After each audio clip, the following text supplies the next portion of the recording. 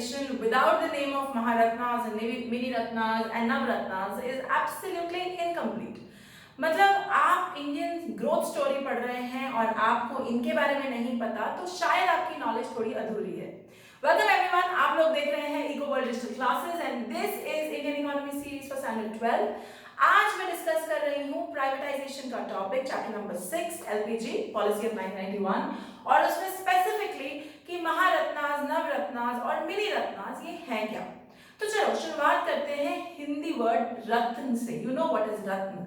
हिंदी में रत्न बोलते हैं हीरे को, something which is worthwhile, as beautiful and worthwhile as a diamond. और ये स्टेटस अकॉर्ड करने का मतलब पब्लिक सेक्टर यूनिट की जो कंपनियां होती थी, सरकारी कंपनीज, उनको अगर ये स्टेटस ग्रांट किया जाता है तो इसका मतलब है that they are very efficient, they are super profitable, और ये वाकई सरकार का रत्न है, सरकार का वो ट्रेजर गढ़ है जिसको सरकार यूज करके देश की डेवलपमेंट में लगा सकती है। Alright, so let's quickly understand कि इनकी फॉर्मेशन कब हुई। Why am I doing this video? You guys should know this could be a major MCQ 1 mark question.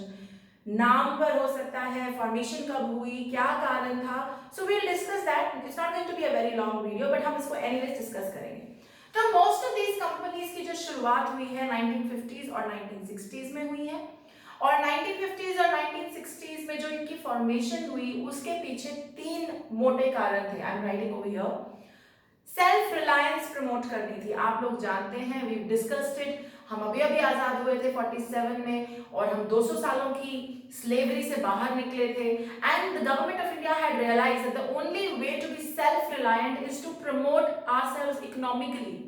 खुद को खड़ा करना पड़ेगा, कोई बाहर की, हमारे यहाँ कोई सेकेंडरी सेक्टर नहीं था, we had no tertiary sector, तो खुद बनाना पड़ेगा ताकि हम लोग सेल्फ रिलायंट हो जाएं, या दूसरे शब्दों में इंडिपेंडेंट हो जाए, ताकि हम दूसरों से इंपोर्ट के चक्कर में ना बैठे रहें, दूसरों की टेक्नोलॉजी ट्रांसफर के चक्कर में ना बैठे रहें।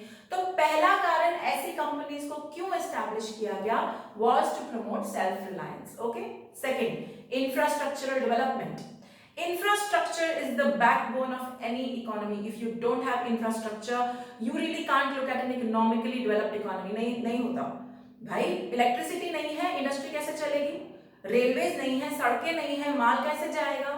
मार्केट डेवलप नहीं हुए हैं, आपके यहाँ बहुत ज्यादा प्रॉब्लम है हर चीज की, तो कैसे माल अपने, कैसे मार्केट तक सामान पहुंचेगा, कैसे इकोनॉमी थ्राइव करेगी, ड्राइव करेगी? बिल्कुल नहीं। तो इंफ्रास्ट्रक्चर डेवलपमेंट हो सके उसके लिए भी अपनी इंडस्ट्री सेटअप करना जरूरी था, and obviously this had to be under public sector. सरकार के हाथ में होना था कंट्रोल। हम पहले भी डिस्कस कर चुके हैं क्यों, क्योंकि the government had the required amount of funds and the intention to do so. दो चीजें चाहिए होती है कोई भी बड़ा काम शुरू करने में। अभी बड़ा काम क्यों बोल रही हूं मैं? रेलवे इंजन बनाना कोई छोटा काम तो है नहीं, स्टील मैन्युफैक्चरिंग करना भी छोटा काम नहीं है, सीमेंट बनाना भी छोटा काम नहीं है। ये सारे काम इतने बड़े हैं और इनमें इतने ज्यादा फंड्स चाहिए कि one, you should have the funds for it, two, आपका इंटेंशन, आपकी नीयत होनी चाहिए कि आप लंबे समय के लिए अपना पैसा फंसा सको, क्योंकि फंसता है इनमें पैसा, रिटर्न इमीडिएटली नहीं आता। तो ऐसा कौन करता? गवर्नमेंट। और जब गवर्नमेंट ऐसा कर ही रही थी तो उन्होंने पब्लिक सेक्टर एंटरप्राइजेस, या जिन्हें हम पब्लिक सेक्टर यूनिट्स बोलते हैं, वो बनाए इंफ्रास्ट्रक्चरल डेवलपमेंट के लिए, ताकि इकोनॉमी को राइट अमाउंट ऑफ पुश मिले। फिर direct employment. We had employment issues from day one. हमारे यहाँ एग्रीकल्चर ही एक सेक्टर था जहां लोग मैक्सिमम काम करते थे, because there were no other opportunities. तो वो दूसरी अपॉर्चुनिटीज क्रिएट करने के लिए कि लोग एग्रीकल्चर से इंडस्ट्री की तरफ मूव करें, ये क्रिएट करने के लिए, डायरेक्ट एम्प्लॉयमेंट देने के लिए इन कंपनीज की फॉर्मेशन की। फाइन, अब जब ये कंपनीज बनी तो वो पहले दिन ही महारत्न, नवरत्न नहीं थी। क्या हुआ, इन कंपनीज को टाइम दिया गया to prove themselves, to become profitable, to be very efficient. एक बार वो एफिशिएंट हो गई, प्रॉफिटेबल हो गई, तो उनको ये स्टेटसेस ग्रांट किए। It's something like you are given a status of head boy और हेड गर्ल, आपको चूज किया जाता है। What does that do to your confidence? एकदम आपका कॉन्फिडेंस अप हो जाता है अगर if you are the chosen one. Similarly जब इन इंडस्ट्रीज को ये टैग्स मिले, महारत्न मतलब बहुत बड़ा, नवरत्न, आप 9 रत्न है हमारे देश के, उनमें से एक है, and many ratnas, you are almost there, you are about there, although you are not as big and profitable as Maharatna, but you are almost there. तो ये तब अकॉर्ड किया गया ताकि वो लोग, these companies do outdo themselves, वो अपना कंपटीशन खुद क्रिएट करें और जो उनका परफॉर्मेंस चल रहा है उसको भी और बेटर कर दें। That was the idea. आपके एमसीक्यू पॉइंट ऑफ व्यू से आपको ये नाम याद होने चाहिए और इनकी full form. So I am going to just talk about their full forms now. Maharatnas में एनसीईआरटी में 2 हैं, हालांकि there are many Maharatnas and Navratnas 9 है और मिनी रत्नास भी अराउंड 268 है, but we will strictly follow NCERT. तो एनसीईआरटी में 2 दे रखी हैं Maharatnas. It is Indian oil corporation limited, you need to know the full form, short forms नहीं आएंगे पेपर में। Indian oil corporation limited, SAIL steel authority of India limited. Navratnas में 2 नाम दिए हैं, Hindustan aeronauticals limited and MTNL, which is Mahanagar Corporation, Mahanagar Telecom Nigam Limited. This is what it is. BSNL Bharat संचार निगम limited, although I have doubts on it कि ये अब मेरी रत्न है कि नहीं, क्योंकि हाल फिलहाल में इसमें बहुत इश्यूज चल रहे हैं, but anyways. Airways Airport Authority of India. Airport Authority of India is the one who's responsible for making all the airports in the country. And have you seen something like a Delhi airport? हालांकि Delhi airport was not entirely done by them.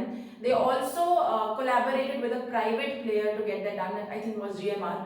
उन दोनों ने मिलकर Delhi airport बनाया, the world's, and Delhi airport now probably is the world's 3rd or the 4th awesomest airports in the world. All right.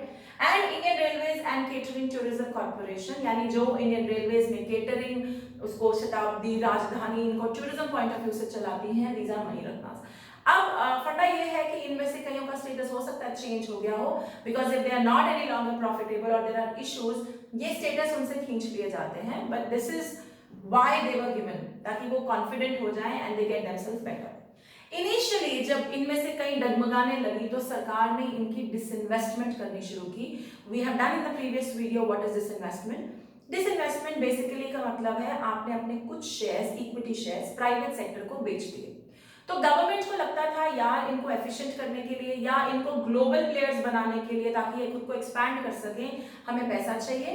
तो government ने इनको partly, इनमें से कईयों को पार्टली डिसइन्वेस्ट किया, मतलब थोड़ी बहुत इक्विटी शेयर्स की परसेंटेज प्राइवेट सेक्टर को दी। But of late the government is again focusing on retaining these PSUs। And of late से मेरा मतलब 2020 नहीं है, पिछले 10-12 सालों की बात है कि PSUs को रिटेन करने की कोशिश कर रहे हैं, प्राइवेट सेक्टर को ना देनी पड़े उसकी कोशिश कर रहे हैं। कोशिश हो रही है कि पब्लिक सेक्टर यूनिट्स अपने ही दम पे स्टॉक मार्केट से, फाइनेंशियल मार्केट से पैसा उठा सके और अपनी एक्सपेंशन की, ग्लोबल प्लेयर बनने की जो इनकी इच्छा है उसको पूरी कर सके। Now what is a global player? A global player is somebody who is not only operating in India, बाहर भी ऑपरेट कर रहा है, बाहर भी काम कर रहा है।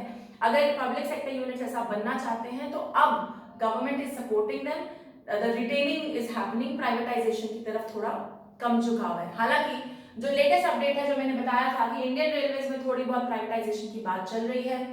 BSNL, I've told you they've given a 3-year turnaround time कि आप 3 साल लो फिर देखो। और HAL is famously, Hindustan Aeronautics Limited was famously in news a while back, थोड़े दिन पहले था ये न्यूज में।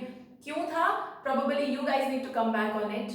I will ask that question to you कि HAL न्यूज में पिछले 2-1 साल क्यों रहा है? A lot of you who've been following news शायद आपको पता हो। तो इनके स्टेटसेस चेंज हो सकते हैं, बट शुरुआत में इनको ये स्टेटसेस दिए गए थे so that they do much more efficient work than they are already doing. ठीक है? With this we close the second chapter of the policy of private LPG. तो लिबरलाइजेशन के 4 एस्पेक्ट्स कर लिए। प्राइवेटाइजेशन क्या थी, क्यों करी, उसकी जरूरत क्या थी, उसके फायदे नुकसान क्या थे, और ये सब क्या होते हैं, हमने आज क्लोज कर दिए। Next video coming up is going to be about the third part of the policy which is globalisation. Okay, अगर आप लोग मुझे यूट्यूब पे देख रहे हैं तो like, share, subscribe and comment करना बिल्कुल मत भूलिएगा। Till then bye bye, take care.